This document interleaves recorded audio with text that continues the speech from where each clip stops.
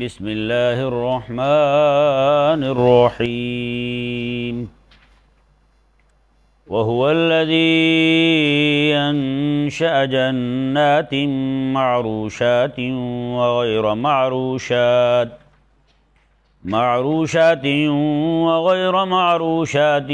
والنخل والزرع مختلفا أكله والزيتون والرمان متشابها وغير متشابه كلوا من ثمره إذا أثمر وآتوا حقه يوم حصاده ولا تسرفوا إن الله لا يحب المسرفين۔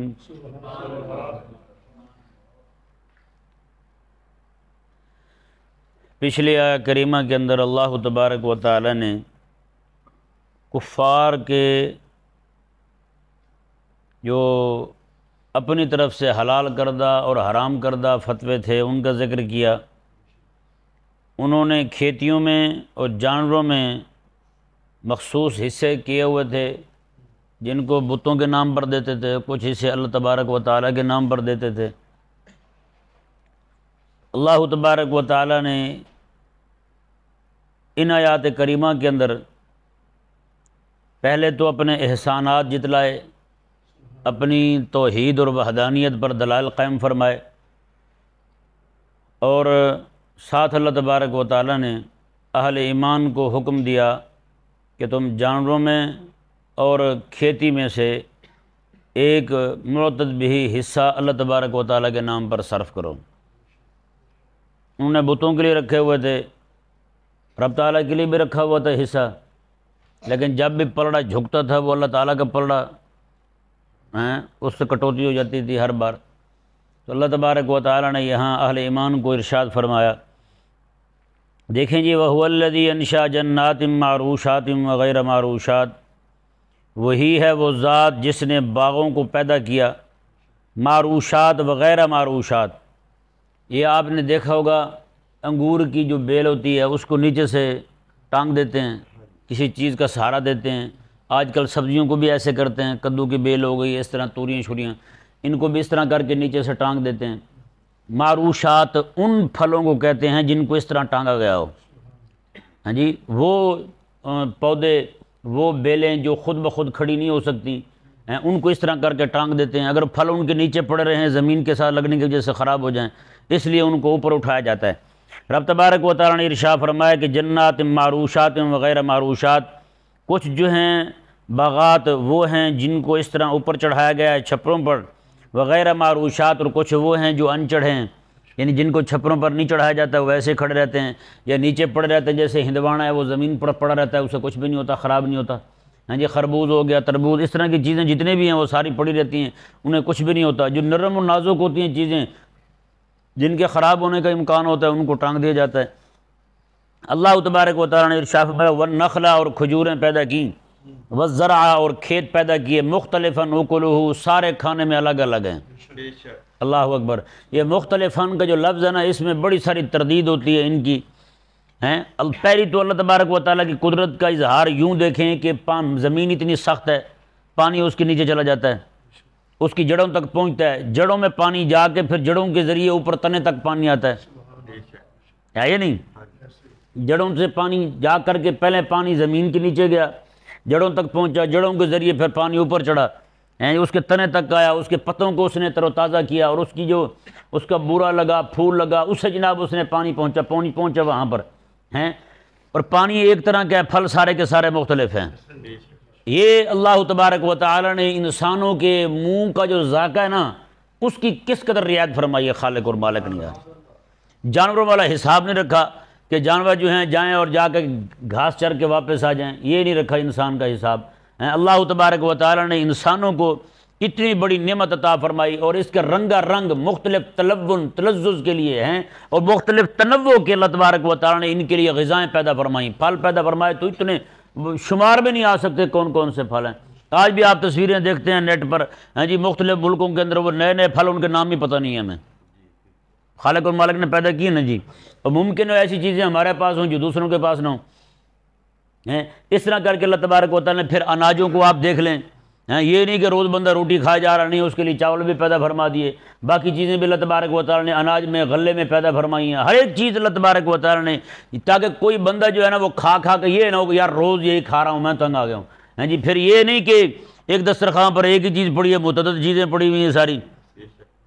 یہ اللہ تبارک و تعالیٰ نے اتنی تنوع جو ہے نا وہ پیدا فرمائی، اتنی اقسام پیدا فرمائی، کھیتی باڑی میں جو بھی چیزیں اللہ تبارک و تعالیٰ نے عطا فرمائی ہیں، یہ محض اسی کا فضل ہے، اس پر کوئی واجب نہیں ہے۔ اگر ہمیں پیدا کرتا اور رزق پیدا نہ کرتا تو کر سکتا تھا، وہ ہمیں بھی پیدا کیا اور ساتھ ہمارا رزق بھی پیدا فرمایا، ہے یہ نہیں؟ اللہ اکبر۔ حضرت امام ابو یوسف رحمہ اللہ نا ایک دن بیٹھے تھے حضرت ہارون رشید رحمہ اللہ کے دسترخوان پر، تو انہوں نے مسئلہ پوچھ لیا، جی اللہ تبارک و تعالیٰ نے جو ارشاد فرمایا قرآن کریم میں کہ ہم نے انسان کو احسن تقویم میں پیدا کیا ہے، خوبصورت شکل دی ہے اسے، اس کا مطلب کیا ہے؟ انہوں نے فرمایا کہ باقی جتنے بھی جانور ہیں نا سارے، وہ سارے منہ نیچے کر کے لے جاتے ہیں کھانے کے لیے، انسان جو ہے نا اللہ تبارک و تعالیٰ نے اسے ہاتھ دیے ہیں، منہ اپنا ادھر ہی رکھ چیز اٹھا کے اپنے منہ تک لے آ۔ تو ہارون رشید رحمہ اللہ کے دسترخوان پر جو چمچ پڑے تھے نا وہ ہاتھی کے دانت کے تھے، انہوں نے اٹھا کے پھینک دیا۔ میں کہا آج کے بعد یہ بھی استعمال نہیں کرنا، ہاتھ کے ساتھ ہی کھائیں گے۔ تو یہ محض فضل نہیں ہے رب تبارک و تعالیٰ، بندہ یار غور تو کرے قسم خدا کی، اس کا امامہ پہنتا تو امامہ گر جائے اس کا، رب تبارک و تعالیٰ کے اتنے احسانات ہیں اس پر، اتنا جناب وہ دیکھے ذرا اللہ تبارک و تعالیٰ کتنے احسانات ہیں، میں کہتا ہوں گردن اٹھے ہی نہ اس کی رب تعالیٰ کی بارگاہ کے سامنے سے یار، اتنا مالک عز و جل نے احسان فرمایا ہے انسانوں پر اور خاص طور پر مومنوں پر۔ یہ ساری چیزیں اللہ تبارک و تعالیٰ پیدا تو اپنے بندوں کے لیے کی ہیں، وہ جھوٹیں جو ہے نا دوسری وہ تو ان کے صدقے سے کھا رہے ہیں، ہے یا نہیں؟ وہ ذلیل ان کے صدقے سے کھا رہے ہیں۔ یہ پھر اللہ تبارک و تعالیٰ کی پھر آگے ونڈ ہے، اس کی تقسیم ہے، جو اس کا ماننے والا ہوتا ہے اللہ تبارک و تعالیٰ اسے صرف پاک صاف ستھری چیزیں کھلاتا ہے، جو اس کے ماننے والے نہیں ہوتے انہی کے ہاتھوں سے دودھ جو ہے وہ بہا دیتا ہے، انہی کے ہاتھوں سے جناب دودھ بہا دیتا ہے، انہی کے منہ میں گائے کا پیشاب پلوا دیتا ہے، گائے کا پیشاب پہنچ جاتا ہے ان کے منہ میں۔ آپ چائنا والوں کو دیکھ لیں، کتے روسٹ کر کے کھا رہے ہیں، ہے یا نہیں؟ یہود و نصارہ کو دیکھ لیں، خنزیر کو بنا کے کھا رہے ہیں۔ یہ محض اللہ تعالیٰ کا فضل نہیں ہے کہ اس کے ماننے کی برکت ہے کہ اللہ تبارک و تعالیٰ نے حرام چیزوں سے ناپاک چیزوں سے دور کر رکھا ہے ہمیں، جی اللہ اکبر۔ اللہ تبارک و تعالیٰ نے ارشاد فرمایا، جی دیکھیں، فرمایا کہ والزیتون والرمان، اور اس نے زیتون پیدا کیا اور رمان انار پیدا کیے، اللہ اکبر، زیتون بھی پیدا کیا اور انار بھی پیدا کیے، متشابہ وغیرہ متشابہ، بہت ساری چیزیں آپس میں ملتی ہیں اور بہت ساری ملتی بھی نہیں ہیں آپس میں، ان کے ذائقے، ان کے مزے سب کے الگ الگ ہیں۔ اب یہاں پہ فلسفیوں کا، ان ندانوں کا رد ہوتا ہے کہ طبیعت جو ہے نا وہی سارا کچھ ہوتی ہے۔ ابھی طبیعت سارا کچھ اگر ہوتی تو پانی کی طبیعت تو سب کو اپنے رنگ میں رنگ دیتی، سب کا رنگ ایک ہوتا، سب کا ذائقہ ایک ہوتا، جو چیز بھی پانی کے ذریعے ہو رہی ہے ساری کی ساری ایک جیسی ہوتی، متشابہ وغیرہ متشابہ والی بات ہی نہ ہوتی۔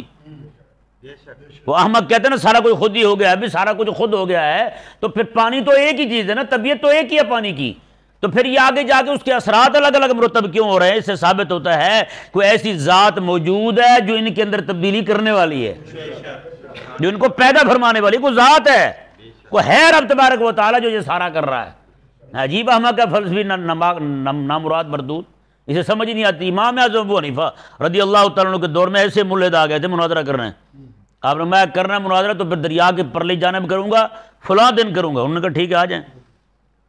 جب وہ وقت ہے وہ سارے پہنچ گئے، آپ رحمہ اللہ دیر میں گئے، جب پہنچے تو انہوں نے آگے سے جہاں بچھاڑ کر دی۔ آپ کو پتہ ہے نا 3 گھنٹے شادی حال میں روٹی کھانے کے لیے بیٹھے رہیں گے، کسی کو پیڑ نہیں ہوتی، تکلیف نہیں ہوتی، جدھر سے تھوڑا سا ٹینٹ اوے روٹی اس طرح کرتے ہیں۔ مولوی صاحب 1 منٹ لیٹ ہو جائے تو سارے سب کے بھنبھڑ لگ جاتے ہیں، اندر آگ لگنا شروع کی تو مر گیا مولوی لیٹ، ہم تو آپ کو اڑیک رہے تھے جی، اس طرح مرتے ہیں۔ تو وہ امام اعظم ابو حنیفہ رضی اللہ تعالیٰ عنہ پر بھی ملحدین نے بچھاڑ کر دی، آپ چنگے مولوی ہیں، آپ کو پتہ ہی نہیں ہے، وعدہ پورا کرتے ہیں، آپ نے وقت دیا تھا، آپ دیر سے آ رہے ہیں۔ امام اعظم ابو حنیفہ رضی اللہ عنہ نے ارشاد فرمایا کہ یار دیکھو بات یہ ہے، میں جب آیا نا تو کشتی تھی نہیں، کشتی وہاں پر نہیں تھی، تو اچانک جو ہے نا ایک درخت کھڑا تھا، وہ جڑ سے نکلا اور ٹوٹ گیا درخت، خود بخود اس کے پھٹے بن گئے، خود بخود جناب وہ برابر ہو گیا سارا، خود بخود اس کے پھٹے آپس میں جڑ گئے، کشتی تیار ہوگی، اس نے لوگوں کو چڑھانا اتارنا شروع کر دیا، تو اسی کشتی پہ بیٹھ گیا ہوں۔ انہوں نے کہا اچھا کیسا مولوی ہے اتنا بڑا جھوٹ چھوڑ رہا ہے، ایسا ہو سکتا ہے؟ آپ فرمایا کہ الو کے پٹھوں جب ایک کشتی خود نہیں بن سکتی، یہ پوری کائنات کی کشتی خود کیسے بن گئی؟ یہ کیسے بن گئی ساری؟ مجھے بھی سمجھاؤ۔ وہ سارے چپ، اب ذلیل و رسوا ہو گئے ہیں۔ ایسے نامراد احمق ہیں، یہ فلسفی نادان احمق لوگ ہیں، ملحدین زنادقہ جو ہیں، نعوذ باللہ رب تبارک و تعالیٰ کے وجود کے منکر ہیں، کہتے ہیں خدا ہے تو دکھا دیں۔ اچھا ان میں ایسے نامراد ہیں، اللہ تبارک و تعالیٰ معاف فرمائے ہمیں، مانیں نہ مانیں تو کہیں جی نبی جو ہیں یہ ہمیں تو دکھائی دیتے ہیں، یہ تو کھاتے پیتے ہیں، ہم کیسے مان جائیں یہ نبی ہیں؟ اچھا جی چلو خدا کو مان لیں، خدا تبارک و تعالیٰ تو تمہیں دکھائی نہیں دیتا، سارا نظام وہی چلا رہا ہے، کہتے ہیں لو خدا نظر آئے تو ہم مانیں۔ پاگل ہیں یا نہیں؟ نبی کو نہیں مان رہے کیونکہ یہ تو بھائی انسان ہے، ہمارے جیسا کھاتا پیتا ہے، اسی لیے نہیں مانتے۔ تو چلو بھی رب تبارک و تعالیٰ کو مان لو، اس کی الوہیت و توحید کو مان لو، کہتے ہیں وہ تو دکھائی نہیں دیتا، سامنے آئے تو مانے ہم۔ ہمارے بزرگوں سے مختلف اوقات میں ایسے مناظرے ہوتے رہے ان کے۔ ایک بندے نے کہا نا بابا فرید رحمہ اللہ سے، خدا ہے تو دکھائیں، مجھے نظر ہی نہیں آتا، دکھتے نہیں تو میں کیسے مان جاؤں؟ آپ نے اٹھایا روڑا مٹی کا، ٹھوکا اسے زور سے، اس نے جا کے قاضی کو کہا کہ فرید الدین نے مجھے روڑا مار دیا، وٹا مارا ہے، اور آئے سامنے اس کے، ہاں بھی آپ نے مارا اسے، آپ نے میں اسے ہوا کیا یہ بتائے؟ انہوں نے کہا درد ہو رہا ہے، انہوں نے کہا درد ہے تو دکھا، پھر انہوں نے کہا یہی کہتا تھا خدا ہے تو دکھائے، انہوں نے کہا درد ہے تو دکھائے مجھے بھی۔ ایسے ایسے ملحد اور بے دین زنادقہ لوگ جو ہیں نعوذ باللہ، آج تو بہتات ہو گئی ہے ان کی، جو رب تبارک و تعالیٰ کے وجود کے منکر ہیں۔ کالجوں میں یونیورسٹیوں میں جناب کھیپیں کی کھیپیں تیار ہو رہی ہیں رب تبارک و تعالیٰ کے وجود کے منکرین کی۔ یہاں سے پڑھنے جاتی ہے لڑکی علم پڑھنے، لڑکا جاتا ہے پڑھنے کے لیے، علم پڑھنے کے لیے، وہاں لکھا ہوتا ہے مقدس فرض کی تکمیل ہو رہی ہے، باہر نکلتا ملحد ہو جاتا ہے، رب تعالیٰ کے وجود کا منکر ہو جاتا ہے۔ رب تبارک و تعالیٰ نے ارشاد فرمایا جی اگر غور کرے بندہ تو صرف اسی بات پر، متشابہ ہم غیر متشابہ، رب تعالیٰ نے ہمیں بہت سارے پھل آپس میں ملتے جلتے ہیں، اناج ملتے جلتے ہیں، غیر متشابہ بہت سارے نہیں بھی ملتے آپس میں۔ یہ اللہ تبارک و تعالیٰ نے یہ کہتے ہیں جی خود طبیعت سے ہو جاتا ہے، بس گرمی ہوئی تو باہر بیج نکلا، یہ ہو گیا وہ ہو گیا، نہ ایسی بات نہیں ہے، کوئی ہے چلانے والا، کوئی ہے ان کو اگانے والا، کوئی ہے ان میں مختلف رنگ بھرنے والا، کوئی ہے ان کے اندر مختلف ذائقے بھرنے والا، کوئی ہے ان کے اندر مٹھاس کے مختلف لیول مقرر فرمانے والا، کوئی ہے ذات جس رب تبارک و تعالیٰ نے یہ سارا نظام بنا رکھا ہے۔ اللہ اکبر۔ اللہ تبارک و تعالیٰ نے ارشاد فرمایا کلوا من ثمرہ اذا اثمر، فرمایا کہ کھاؤ اس کے پھلوں میں سے جب یہ پھل دیں، جب یہ پھل اس کے آ جائیں تو اس وقت تم کھاؤ۔ وآتوا حقہ یوم حصادہ، اور فرمایا کہ جس دن اس کے کاٹنے کا وقت ہو اس دن اس کا حق بھی دو، یعنی اللہ تبارک و تعالیٰ کا جو حق بنتا ہے وہ بھی دو، جس نے دیا ہے نا اس کے نام پر بھی دو۔ سمجھ آیا مسئلہ؟ یہاں پر تھوڑی سی تفصیل ہے، چونکہ یہ سورہ انعام شریف ہے، انعام شریف مکہ مکرمہ میں نازل ہوئی، اور اس کے جو احکامات ہیں وہ بھی سارے کے سارے وہی نازل ہوئے مکہ مکرمہ میں۔ تو یہ آیت مبارکہ جو ہے یہ عشر پر دلالت کر رہی ہے، کس پر؟ عشر پر دلالت کر رہی ہے کہ عشر دو تم اس کا۔ تو یہ ذہن میں رہے کہ یہاں پر جو ادا کرنے کا حکم ہے نا، اس کے متعلق دو قول ہیں علماء کے، دونوں آپ کے سامنے رکھتا ہوں۔ پہلا یہ ہے کہ یہ شریف لوگ جو ہوتے تھے، نیک لوگ، نیک طبیعت کے لوگ، ان کا یہ طریقہ تھا شروع دن سے ہی، جب بھی اپنے پھل وغیرہ کاٹتے، اناج کاٹتے تو کسی نہ کسی غریب کو کچھ دے دیا کرتے تھے، ایسے ہی کوئی بھی آ گیا اسے دے دیا۔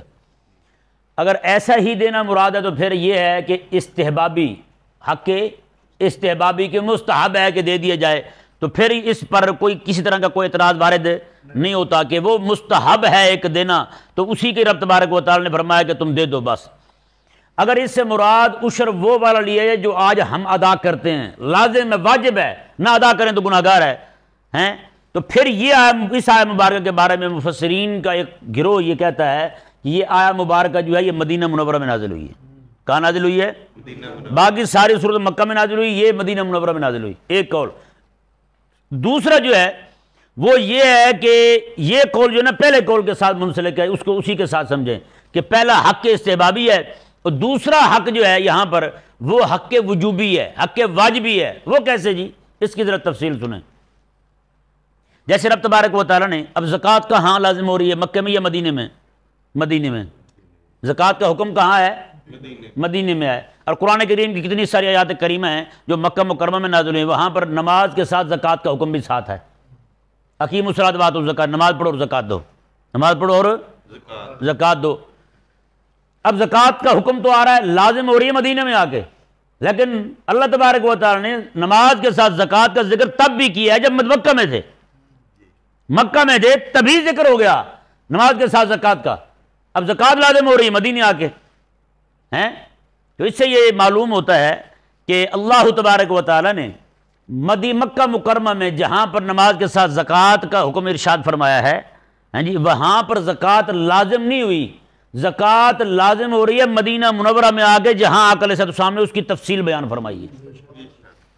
سمجھ آیا نا؟ زکوٰۃ کی تفصیل اور مقادیر جو ہیں اس کی، وہ ساری کی ساری مدینہ منورہ میں بیان ہوئی۔ مدینہ منورہ میں آ کر کے آقا علیہ السلام نے، رب تبارک و تعالی نے امت پر واجب کر دیا کہ زکوٰۃ دینی ہے تم نے۔ ویسے حکم جو ہے پہلے بھی آیا تھا، جیسے اس آیہ مبارکہ کو دیکھیں، یہ آیہ مبارکہ مکہ مکرمہ میں نازل ہوئی، پہلے مفسرین کے قول کے مطابق یہ آیہ مبارکہ مکہ مکرمہ میں نازل ہوئی۔ تو مکہ مکرمہ میں یہ کہہ دیا گیا کہ تم جس وقت پھل کاٹو تو اس کا اللہ تبارک و تعالیٰ کا حق بھی دو۔ تو یہاں پر مکہ مکرمہ میں رہنے تک اس کا حکم عشر کا استحبابی تھا، مدینہ منورہ میں آ کر یہ حکم واجبی ہو گیا، اس کی تفصیل بیان کر دی گئی اور اس کے مقادیر جو ہیں وہ بیان کر دیے گئے۔ اس لیے اس آیہ مبارکہ پر اب کسی طرح کا کوئی اعتراض نہیں ہوتا کہ مکہ مکرمہ میں نازل ہوئی تو عشر کا حکم وہاں آ گیا ہیں، تو نہ، عشر کا حکم اگرچہ وہاں تھا لیکن وہاں پر ندبی تھا، استحبابی طور پر تھا۔ مدینہ منورہ میں آ کر عشر کا حکم جو ہے وہ واجبی طور پر ہو گیا، اب ادا کرنا واجب ہے اور یہ قیامت تک واجب ہی رہے گا۔ یہاں پر ایک مسئلہ ذہن میں رہے، ایک ہوتا ہے عشر، ایک ہوتا ہے نصف عشر، ایک ہوتا ہے عشر، ایک ہوتا ہے نصف عشر۔ عشر کیا چیز ہے اور نصف عشر کیا چیز ہے، کس کس پر لازم ہوتا ہے؟ عشر یہ ہے کہ زمین ایسی ہو جہاں پر پانی نہ لگانا پڑے، نہر والا، ٹویل والا اور کنویں والا پانی نہ لگانا پڑے۔ ایسی زمینیں، ریتیلے علاقے کی زمینیں ہوتی ہیں، وہاں چنے شنے اس طرح کی چیزیں اگا دیتے ہیں، یا پہاڑی علاقے کی زمینیں ہوتی ہیں وہاں پانی نہیں لگایا جاتا، کھاد نہیں ڈالی جاتی، کچھ بھی نہیں کرتے، وہ صرف ایسے بیج چھٹا مار دیتے ہیں، خود بخود ہی اگتا رہتا ہے، ان کا خرچہ کوئی نہیں آتا، بس زور لگتا ہے جب کاٹنے جاتے ہیں، ٹھیک ہے نا؟ تو ایسی زمینیں جو آپ ادھر چلے جائیں مظفر گڑھ کی سائڈ ہے، جھنگ سے اوپر چلے جائیں، وہاں پہ ریتیلے علاقے ہیں، وہاں پہ لوگ ایسی بیج ڈال دیتے ہیں چنوں کا، اور چنے ایسے اگاتے ہیں، ایسے اگے ہوتے ہیں، وہاں کوئی زور نہیں لگتا، نہ پانی دیتے ہیں، نہ کوئی اور چیز، کوئی خرچہ نہیں ہوتا ان کا۔ ایسی چیزیں جہاں بھی اگیں گی نا، ہر 10 من کے پیچھے 1 من دینا اللہ کے نام پہ واجب ہے، ہر 10 من کے پیچھے 1 من دینا اللہ تعالیٰ کے نام پر واجب ہے۔ اور ایسی زمین ہے جو ہمارے علاقے کی زمینیں ہیں، یہ والی یہ کھیتی باڑی والی زمینیں ہیں، یہاں پر باقاعدہ پانی لگایا جاتا ہے، چاہے نہر کا پانی کیوں نہ ہو، وہ بھی مل آتا ہے، اس کے بھی پیسے دینے پڑتے ہیں، اس پہ بھی محنت لگتی ہے، زور لگتا ہے، یا ٹویل کا پانی ہو یا کنویں کا پانی ہو، جیسا بھی پانی ہو، اس میں سے جو بھی نکلے گا اس میں سے ہر 10 من کے پیچھے آدھا من دینا ضروری ہوگا، ہر 10 من کے پیچھے آدھا من دینا ضروری ہوگا۔ اور اس میں کوئی قید نہیں ہے کہ تھوڑا ہو یا زیادہ ہو، جتنا بھی نکلے اس میں سے اتنا حصہ دینا اللہ تبارک و تعالیٰ کے نام پر واجب ہے۔ آج کتنا سارا طبقہ ہے ہمارا جنہیں پتہ ہی نہیں ہے جناب گندم اگائی ہے تو اس میں سے دینا ہے، ہاں جی مکئی اگائی ہے تو اس میں سے دینا ہے، کچھ نہیں دیتے، بس اندازے سے دے دیا، بس ٹھیک ہے جی، نہ، حساب پورا کر کے اللہ تبارک و تعالیٰ کے نام پر۔ پہلے کئی سارے لوگ یہ کرتے ہیں کہ سارا حساب کر لیتے ہیں، فلاں کو اتنے دینے، فلاں کو تھریشر والے کو فلاں کو دے دیے، بعد میں کہا چلو جی اب اللہ کے نام پہ دے دیں، نہ، پہلے اللہ کے نام کا نکالنا ہے، بعد میں سارے خرچے نکالنے ہیں، خرچے بعد میں نکالنے ہیں۔ وَآتُوا حَقَّهُ يَوْمَ حَصَادِهِ، جس دن تم نے کاٹنا ہے پہلے نام پر نکالنا ہے، پہلے عشر نکالنا ہے، باقی باتیں بعد میں۔ یہاں اپنے خرچے شرچے سارے نکال کے علیحدہ کر کے آپ پیچھے بچ گیا 5 من، گھر میں جو رکھنا ہے وہ بھی نکال لیا 80 من، باقی جس تھریشر والے کے آگے پیچھے کٹائی والے کے سب کے دے کے 5 من میں سے نکالیں جی مولوی صاحب اس کا عشر کتنا بنتا ہے، اب اس کا عشر کیا نکلے گا 5 من کا بتاؤ؟ نہ، سب سے پہلے عشر نکالنا ہے، اس کے بعد باقی کچھ۔ اور یہاں تک دیکھیں ہماری زمین میں شہد ہوگا ہے نا جی، اس کا بھی عشر دینا ضروری ہے۔ یہاں تو انگلیاں چاٹ رہے ہوتے ہیں، چوپ جاتے ہیں، سارا کچھ نہیں دیتے، شہد تک کا عشر دینا ضروری ہے۔ لیکن آج ہمیں کو پوچھے تو ہمیں تو پتہ ہی نہیں بھائی، کہ اللہ تبارک و تعالیٰ کے نام پر دینا بھی ہے یا نہیں دینا۔ اللہ اکبر کبیرہ۔ یہ دیکھیں جی اللہ تبارک و تعالیٰ نے ارشاد فرمایا کلوا من ثمرہ اذا اثمر وآتوا حقہ یوم حصادہ، میں کہ تم جب پھل کاٹو، جس وقت پھل آ جائے تو تم کھاؤ، وآتوا حقہ، اللہ تبارک و تعالیٰ کا حق بھی دو، یوم حصاد، جس دن تم کاٹو، ولا تسرفوا، اور فضول خرچی نہ کرو، فضول خرچی نہ کرو، انہ لا يحب المسرفین، بے شک اللہ تبارک و تعالیٰ فضول خرچوں کو پسند نہیں فرماتا۔ اب یہ آیت مبارکہ دیکھیں، ذرا غور کریں اس پر۔ اللہ تبارک و تعالیٰ نے جہاں فرمایا کہ میرے نام پر دو، عشر دو، صدقہ و خیرات دو، وہاں فرمایا فضول خرچی نہ کرو۔ اب اس کے دو مفہوم نکل سکتے ہیں، دونوں بیان کرتا ہوں آپ کے سامنے۔ پہلا مفہوم یہ ہے کہ اللہ تبارک و تعالیٰ کے نام پر جو تم نے دینا ہے، یہ نہ ہو کہ سارا ہی اٹھا کر دے دو، بعد میں لوگوں سے مانگتے رہو، سارا اٹھا کے دے دو، بعد میں لوگوں سے مانگتے رہو، یہ نہیں کرنا۔ دوسرا معنی کیا ہے؟ دوسرا معنی یہ ہے کہ ولا تسرفوا انہ لا يحب المسرفین، فضول خرچی نہ کرو۔ پیچھے اللہ تعالیٰ نے فرمایا کہ میرے نام پر دو، آگے فرمایا فضول خرچی نہ کرو۔ کئی سارے لوگ وہ ہوتے ہیں، ان کی طبیعت ہوتی ہے کہ اپنی ذات پر ضرورت سے زیادہ خرچ کرتے ہیں، اپنی ذات پر ضرورت سے زیادہ خرچ کرتے ہیں۔ تو جو بندہ اپنی ذات پر ضرورت سے زیادہ خرچ کرتا ہے، اس کی خواہشات بڑھیں گی، اس کے خرچے بڑھیں گے، اس کے معاملات زیادہ ہوں گے، آمدن کم ہوگی، خرچ زیادہ ہوگا۔ بتائیں اللہ کے نام پہ خرچ کیسے کرے گا؟ وہ نہیں کر سکتا۔ آپ کسی کے پاس جائیں، اسے جا کہیں جی مدرسے کے لیے کچھ چیز دے دیں، آپ جناب مسجد کے لیے کچھ دے دیں، آج لوگوں سے نکلتے نہیں اللہ تبارک و تعالیٰ کے دین کے لیے۔ اس کی وجہ یہی ہے کہ اپنے جناب انہوں نے جال بچھائے ہوئے ہیں اپنے خرچوں کے، ناجائز خرچے، اتنے خرچے بڑھا دیے ہیں، اپنی خواہشات بڑھا دی ہیں، فضول خرچیاں اتنی ہو گئی ہیں، اب انہیں اللہ تبارک و تعالیٰ کی طرف سے توفیق ہی نہیں ہوتی کہ اللہ تعالیٰ کے نام پر کچھ دے دیں۔ نہیں سمجھ آ رہا مسئلہ؟ تو اس لیے رب تبارک و تعالیٰ نے ارشاد فرمایا کہ میرے نام پر دو اور فضول خرچی نہ کرو۔ اس کا مطلب یہ نہیں کہ اللہ کے نام پہ دیتے ہوئے فضول خرچی، اللہ کے نام پہ دیتے ہوئے فضول خرچی نہیں ہوتی۔ مطلب کیا ہے کہ جو بندہ اللہ تبارک و تعالیٰ کے نام پر وہی دے سکتا جو فضول خرچی نہ کرتا ہو۔ حضرت عثمان غنی رضی اللہ تعالیٰ عنہ، آپ کے دروازے پر ایک بندہ آیا کچھ مانگنے کے لیے، آپ سے اپنی ضرورت تھی، پیش کرنے آیا، تو اندر دیکھا تو حضرت عثمان غنی رضی اللہ تعالیٰ عنہ اپنی زوجہ سے لڑ رہے ہیں زیادہ خرچ کرنے پر۔ اس نے سنی آواز، سن کے واپس جانے لگا۔ اس نے کہا جو اپنی بیوی سے لڑ رہے ہیں زیادہ خرچ ہونے پر، تو مجھے کہاں دیں گے؟